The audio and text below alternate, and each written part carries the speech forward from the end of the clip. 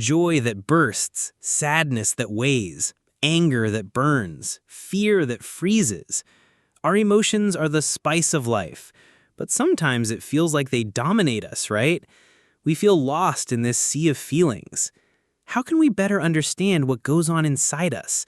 And what if, for a moment, we could observe not only our emotions, but also how two great masters of the soul would deal with them, sitting side by side, in silence? Let's do an imagination exercise. Carl Jung, the psychologist who explored the unconscious, meditating beside Buddha, the master of enlightenment and mindfulness. What would go on in the mind of each as they observed their own emotions, and maybe others? More importantly, if we could read the learnings from this joint meditation, what would we discover about our own emotions? I imagine Jung, maybe with his eyes closed or half open, feeling a pang of irritation or a wave of melancholy arise. He wouldn't just let it pass. His curious mind would investigate.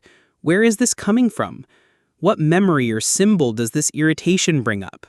Could it be related to an unresolved complex? Or maybe it's an echo of the shadow, that part of myself I don't like to admit.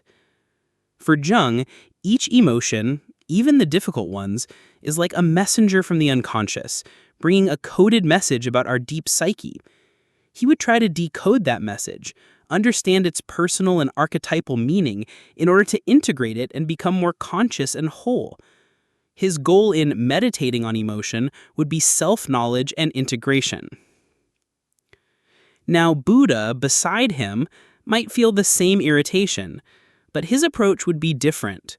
With the practice of mindfulness, he would observe the physical sensation of irritation in the body, the thoughts that come with it, but without clinging to them, without judgment. He would note, irritation arose. Interesting. How does it manifest?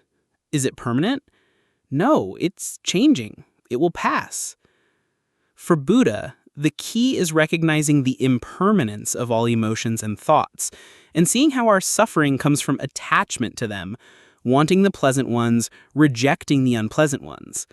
His goal in observing the emotion wouldn't be to analyze it, but to cultivate clear and equanimous awareness, one that doesn't get carried away by the storm, finding freedom in the midst of emotion.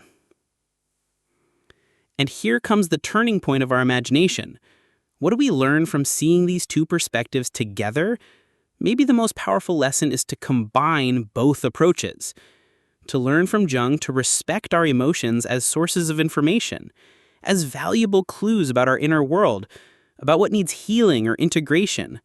To not fear feeling. And to learn from Buddha not to be slaves to those emotions. To develop the ability to observe them without being dragged by them, to create an internal space of calm and clarity, recognizing that they come and go. What if we could do both?